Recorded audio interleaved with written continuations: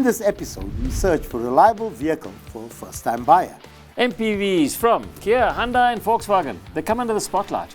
And is it better to service your car at a private workshop rather than at a dealership?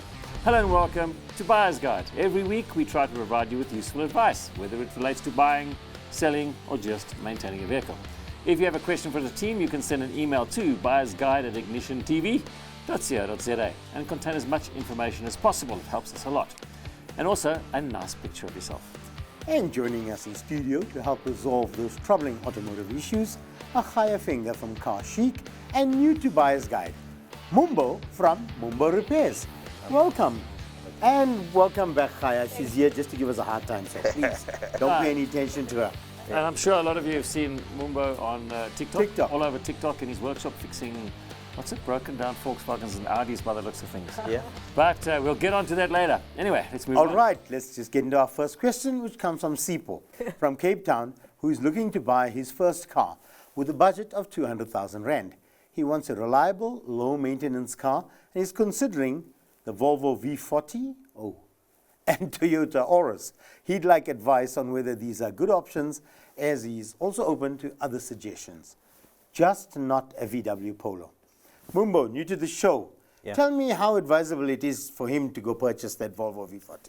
Volvo V40s are actually very, very good cars. I actually had a couple in my workshop. So if you'd be going for a Volvo V40, I would recommend going for a Volvo V40 that has about 150,000 kilometers, because once it's done 150,000 kilometers, it's actually done its most expensive service.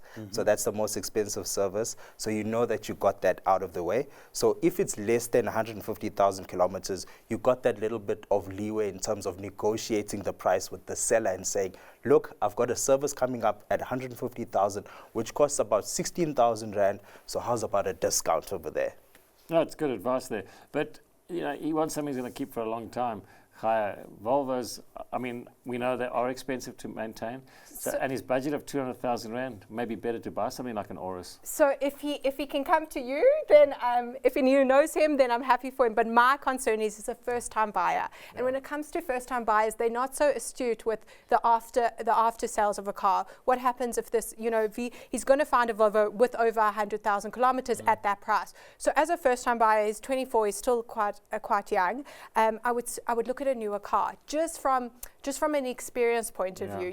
It's not he's not in his late 30s. He knows his he knows his way around the servicing. As I understand what he's saying, but I don't think he has that knowledge yet. So so my advice would look at a newer model just because of the servicing. He wants a car with a plan. Yeah, I sort of agree there in terms of buying something with a little bit more simple technology in it. I mean, a Volvo is a great car and they drive well. And you, 24, you're going to have this turbocharged Volvo. How are you going to drive it? Mumbo, when you were 24, how did you drive it? Like a lunatic, like all of us. We all drive hard on our cars. No, I drove like you, like an old man. I doubt that very much. But I would certainly recommend something like an Auris. 200,000 Rand, you can buy quite a lot of cars. Even, Suzuki Swifts. Yes. Those little Kia Ceratos. Kia Rios, you can buy. Kia Rios, all those kinds. They're cheaper to run. They don't have a lot of technology in it that if they do break, it's going to cost you a fortune. Where others are simple to maintain. Like Mumbo mentioned, 16,000 Rand service at 150,000. And it's been conservative. Yes, I was just going to tell you. I'm going to bring all my cars to his workshop because, that's just like Adam says, being conservative. Yeah. So for me, the Volvo V40 is not for a first-time buyer. No, I agree with you. Definitely not. It's not a bad car, but you've got to understand what you're buying. Rather look at something else in that your 200,000 Rand budget. You will find a lot of Korean cars, Japanese cars that are reliable, easy to maintain, a lot cheaper to run than a premium European car. Okay, we're going to move on to our next question, which comes from Versace. Now, Versace's a car enthusiast driving an Opel Astra G. He's in search for a practical, reliable second car. He's only got a budget of 100,000 Rand. It may seem like a lot of money, but it's not really. He wants something different from another hatchback and is open to estate cars. He's considering older diesel models like the Mercedes-Benz C-Class, BMW 3 Series, VW Polo sedan, Mahindra KUV100. Wow, quite a difference here. He needs a car that can handle long distances and serve as a dependable backup for when his Astra has issues. Which vehicle will be the best to buy? such a small budget there. 100,000 Rand doesn't buy you a lot. And when you're looking at premium cars like Mercedes, BMW, Khaya, what Yeah, are you I'm smiling because if he buys a Merc or a BM for 100K to do long distance, the Opel will end up being his main car. Backup car. Yeah, his backup car. I'm telling you. Yeah. So I don't suggest it. For 100K, you want a reliable car. I mean, I would look like a little used Kia Picanto at that price. But he's a car enthusiast and he wants something else like this. Obviously seen those cars online, but doesn't understand the complications with that. Exactly. 100%. So I think with his small budget of 100,000 and he's looking at a Mercedes and a BMW, me and him can actually be good friends. He'll be coming to my workshop. Yeah, regularly, yes. You'll be paying for your new house. Yeah, so he did actually say that he drives a lot of long distance and he also has a Polo sedan in mind. So when it comes to Polo sedans, those vehicles are very fuel efficient, very cheap to maintain. So with his very small budget, I would say that going for the Polo sedan would be a very viable and a very good choice. You can get something very good with very low mileage at that price. Yeah, so don't go for the big premium flashy cars. No. Because at 100,000, the BMW, Mercedes, Audis, they're at the end of their life. Yeah. They're right at the end of their life, and you'd be very, very lucky to get something that's good. You know what? I mean, I know I'm way off the mark here, but I would for 100 grand, he'll find himself a nice Passat, low miler. Nobody wants to look at it. Fall asleep car, but it'll be a nice car for 100 grand. Because no one wants to buy them. Nobody wants to buy and this is his backup car, so it's not a bad idea. Yeah, That's the thing is to find something like that. Yeah, that's a unicorn car anyway. You're not way off the mark. Unfortunately, 100,000 Rand Not gonna buy nowadays you does not buy you a lot of cars. I remember the days where I remember in the car magazine and I saw, wow, a BMW 7 Series, 100,000 Rand. Who in their right mind spends 100,000 Rand on a car? You're giving your age Now, away. now I'm looking at M3 competition, 2.5 million rand. But and I'm saying, really? was in the 80s, I think. Yeah, I told you, giving your age away. Yeah, when we were still young. You we can don't be want. quiet now. Yeah. Stay tuned because after the break, we search for an SUV suitable for daily school runs and occasional road trips. And MPVs from Kia and Hyundai and Volkswagen come under the spotlight.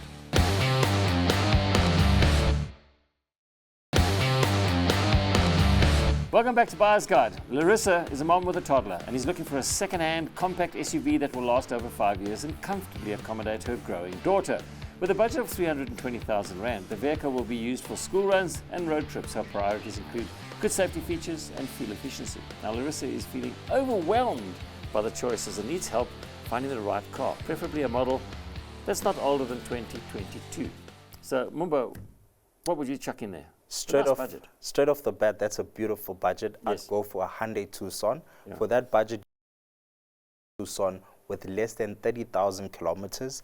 Also, she put into the fact that she's looking for a vehicle that's got 6 airbags. The Hyundai Tucson comes standard with 6 airbags as well. So Hyundai Tucson is also a vehicle that is very cheap to maintain, very reliable, and has got sufficient room for all of her babies. Yeah, good suggestion. Very good, yeah. So I have the Hyundai Venue. I have the Kia Sonet. So I was just thinking, when it comes to these 6 airbags, when people look at cars, the variants within the model, the airbags change. So if you get a bottom of the range in, say, the Kia Sonet, it might not have the 6 airbags and only top of the range has it. Yeah. So ask those questions, because I've seen people and they want those rims. The brochure's always, and what's advertised is always top of the range. So ask the questions when you go in, do your homework, because you might work out a budget, go into a dealership and realize, no, the one that's within my price range only has 4 airbags. Yeah. So I've seen it a lot. That's something I would definitely look at, but I agree, it's a good budget for a compact SUV. I have the Venue and I have the Sonet as my main. Also good cars. You know, great cars. Mumbo made a good choice there with the Tucson. But if it comes to a compact SUV, the Tucson's a little bit big for her. I would go for its sister car, the Kia Sportage, which is slightly smaller, as well as, you know, she'll get it in a, like you said, 320 grand, good price range, good budget, and she'll get an excellent car. She was a fairly new one. Now, I understand where Larissa comes from, because when I saw the question, I did a little bit of homework on it. I thought, 320,000 Rand, what does it buy you? That is like a sweet spot for SUVs. That's and what small she's saying, SUVs. yeah. There are so many. Now, we've had 3 really good suggestions there. The others that I'm going to throw in here. Cherry? Haval? There we go. Cherry and Haval. You've got the Haval Jolion. So you can buy, I saw a 2022 Haval Jolion with like 2,000 kilometers on it. You're so predictable. With 300,000 rand. Cherry Tigos, Yeah. new models, also like 20, 30,000 kilometers on them. No mileage, 300,000 Ks. Hyundai Venue, you mentioned. Also, like 2024, Suzuki Fronx automatic, second hand, the GL model, not the top of the range, which has got all the bells and whistles and everything to go You for. stop reading my Also, notes. run about 300,000 rand. But you can get things like urban cruisers, you can get Suzuki Brezzas. That's what you're There's saying. lots of them. So what we would suggest to you is go along and have a look and test drive these cars and see which one you like the most. Because I can get in, for argument's sake, into a Haval and say, oh, this is cool. But you can get into it and say, I don't feel like the seat's comfortable for me. Or it doesn't have enough airbags. Or I don't like all the gimmickry. I don't like the technology. I want something a little bit more simpler. So you go and look at a Suzuki Fronx. Now, on the Fronx that I mentioned, that's the base model, and I think that's only got 2 airbags. And that's something that you mentioned. Yes, You must only look 2 at that, airbags yeah. on the You GL. really have to look around. So you got to do your homework and have a look around, because you obviously want something that's good and The safe. Vitara, if she is interested, has 7 airbags. But you've got to find the one that fits into your budget. So there is a lot of cars. We've mentioned quite a few here that are all good cars. Go and drive them. It costs you nothing. Go to a dealership, want to drive that car, go and drive it and see how you feel. Find the right one that suits your application. And you've got a toddler. Take your pram with, throw it in the back of the car. Does it fit in the back of the car? Do you have to lift it up and drop it down? Or does it slide out? Little things like that are also very important when it comes to buying a car when you've got kids. You see, Ed, I don't think Larissa's as old as you. So lifting it up and tossing it in won't hurt her back as much as... But it makes it easier if you slide it out of the car as opposed to having to lift it out and Oh, drag it. these two. With a baby in the arm. Hey, how do I get this out? You can do it. Only a woman can do that. Oh, we eh, can Ed? do it. We can't. Us guys are useless. Right, our next question is from Shipping, a 41-year-old who's seeking advice on purchasing a 7-seater vehicle. He's looking for a spacious vehicle to accommodate his family of 5 for short and long-distance driving. The vehicle should be able to fit 3 car seats comfortably along with luggage. He has a budget of 6,000 to 9,000 rand per month, excluding insurance, and he's considering the following MPVs: Kia Sedona, should I just stop there? Hyundai H1 and the VW Combi. With a keen sense of interest in the Kia Sedona, guys, like I mentioned, which one would be perfect for his family? If you're looking at a family car, something a little bit more intimate, I would say, is a 7-seater VW Caddy, seeing that he's also a VW fanboy just like me. So I would recommend and throw in a VW Caddy in there. But also, if I were to recommend from his 3, I'd also recommend a Hyundai H1. Me being a mechanic, I love working on those vehicles. Part availability as well is something that you can get. Very powerful cars and very comfortable to Yes. drive for long distance as well. So between a Hyundai H1 and a VW Combi, I'd go with the Hyundai H1. So he mentioned he liked the Sedona. What do you think about the Sedona? Well, I'm a big fan of the Sedona. I'll tell you why. For the family, it's the most comfortable car. I've sat at the back of the H1 and the Sedona. I always explain it's like sitting at the back of a jet. That's business class, by the way. I hate to say it, but the H1 would be coach, and the Sedona is definitely for the family. It's the most comfortable car. He speaks about the features. Once again, the SXL. Is the one with the electric doors. So you press a button. Trust me, when the mom is fetching her kids, she presses a button, those doors slide open. Yeah. Electric tailgate, 2 sunroofs. They can walk between so if you stop, they can walk in the passage. The H1 is more like school transport. Do you know what I mean? So that's just my take. The Sedona is what you're saying is a lot more premium. It is more premium. Yeah. For a family, it's actually. It seems like it was made for that. Yeah, and you'll get and in that budget, 9,000 rand a month. That is Sedona. They've got the Carnival now, which is the new shape. So but he's not going to be able to get that. Exactly. Carnival. So I do think he'll get a good one. SXL, which is the top of the range in the previous gen Kia Sedona. Again, Has anyone all the ones he mentions are all okay. Yeah. Sorry, Adam. Has anyone actually found a second-hand Sedona? He can phone me.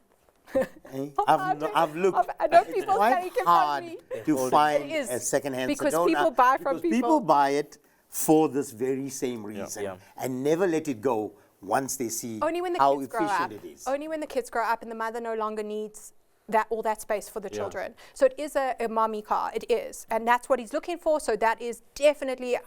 I know this Sedona well. That is my choice.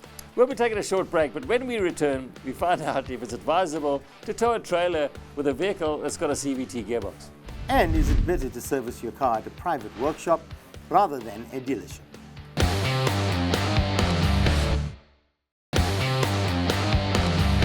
Hello and thank you for tuning in to Buyer's Guide. Jan is driving a 2012 Nissan Qashqai with a CVT gearbox and is wondering if it's advisable to tow a trailer with this vehicle. He has heard that towing with a CVT box might not be recommended. How true is this? Mombo, I mean, if he's heard this story, hey? Might be true, might not be true. All right, so let's talk about the CVT gearboxes. So you get a variety of different gearboxes, your DSG gearboxes, your manual gearboxes, and then you also get your CVT gearboxes. So now when vehicles are also manufactured, they all come with a maximum towing capacity. So now if you now just disqualify a vehicle and say just because it's got a CVT gearbox it's not allowed to tow, so that defeats the end of the manufacture of the vehicle itself. So all vehicles have got a maximum towing capacity. It's very important for the customer in question to find out what is his maximum towing capacity that he can abide by. So once he starts towing above his maximum towing capacity, that's when he starts damaging his gearbox. So all vehicles have got a maximum towing capacity that they need to abide by, so that they do not damage the engine and they do not also damage the gearbox. So long as you're within your maximum towing capacity, you won't cause any damage to your gearbox and to your engine. Yeah, it's great advice that, and the way to find that out, it's quite simple. Whatever the vehicle is, doesn't matter the manufacturer, phone up any dealer, if it's a Nissan or a Honda or whatever, and say, listen, I've got this particular car, can I tow with it, and what is the towing capacity? Or even better, Adam, how about reading the manual? Nobody reads the manual. How about reading the manual, Have you guys? read the manual? Yes. Oh, I don't They believe can- it. I know my towing capacity on my vehicle. He's lying. Yes. His towing capacity is a flatbed for his vehicle. Yeah. No, so that's great advice. Just, go and read the manual if you can, if you've still got it, or phone up the manufacturer and find out what it is. And also depends on what sort of trailer it is. I mean, it can be just a little 6-foot Fender and you're throwing, 50 kilos of junk in it. That's fine. But I mean, are you towing, a Half of Joburg. a 2-ton trailer with 4 tons on it and your Honda Jazz? It's not going to work. One of the easiest ways as well to see your maximum towing capacity is to just type in on Google and it pops up very quickly. Oh, I thought you were going to say the easiest way to find out is to overload that trailer and see if it stops. You know where to go. Well, I suppose you go to Google for a lot of things. Okay, we're going to end off with a question from Stanley, and he's looking for advice on whether to keep or servicing his 10-year-old Honda CR-V. He wants to actually service it at a dealership, or should he switch to a private workshop? The vehicle's only done 130,000 kilometers on the clock, and he's had minimal issues with only a starter motor replacement. So he wants to know how to avoid those, high expensive parts and services that you get from a dealership. Remember, is it better just to go aftermarket?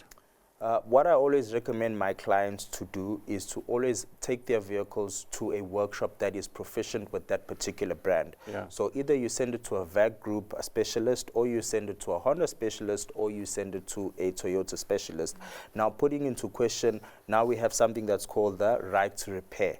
You can now repair your vehicle at any workshop that is RMI approved and not jeopardize the warranty that comes with your vehicle. So in short, A lot of T's and C's. there are quite a few T's and C's, but now also what can you do to make sure that good quality spares are used on his vehicle? So the best thing for him to do is to, when he's bringing his vehicle in, to come with his own spares and give them to the service advisor or the mechanics to fit them on the vehicle. Okay, well, I'm glad you said that, because the problem is you're asking a layperson to go and buy parts and bring it to you, and then they get fitted to your vehicle. If they bring inferior quality parts, you are now responsible for anything, because the Consumer Protection Act says, if I give you a piece of junk part and you put it onto my car, you've accepted that part is good quality enough, and you're responsible for that. So my advice here would be, rather not let the customer bring the parts. Rather, you supply the parts, you get the guarantee. Yeah. Now, in terms of the Honda, the CR-V, it's a very good, reliable vehicle. It's out of warranty. There's lots of people that maintain it.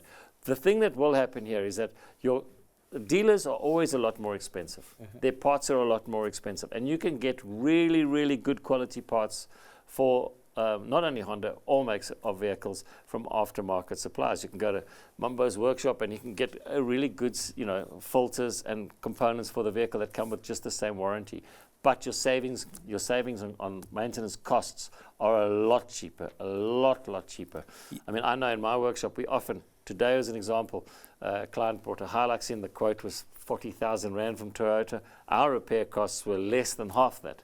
Doing the same sort of job, just getting alternative parts, and obviously labor bills are cheaper, components are cheaper. Sometimes it's cheaper to go to the dealer, but day to day, 90% of the time, it's cheaper to maintain your vehicle aftermarket. And so I just wanted to say, if you want to find, where do you find a good workshop? You don't know. Speak to friends, family, people where do you send your vehicle? Who maintains it? How long have they been in business? Have they got a good reputation? You can check on Google reviews. You can speak around and you can find yourself a good workshop that's near you. And you'll have your vehicle serviced and looked after. You should be. In this instant, Adam, only in this instant, I have a problem with agreeing with all of you. Okay. I would say to Stanley, you've had it serviced all this time 10 years. at Honda. Yeah. All this while. Your book is stamped, it's up to date. Don't now go to an aftermarket guy that you may or may not know, or recommended or not recommended, whether he's got that RMI sticker on the door or not. Doesn't mean, that RMI sticker doesn't mean he's the best mechanic around. Yeah. That I can assure you. Yeah.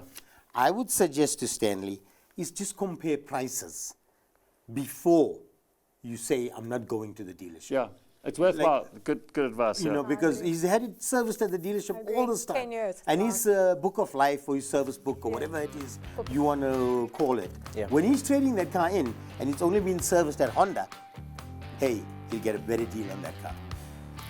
And with that, we've come to the end of this week's show. Thank you, Khaya and Mumbo, for joining us and all your helpful tips, especially the towing tip. That's good advice. Until next time, please buckle up and stay safe on the roads.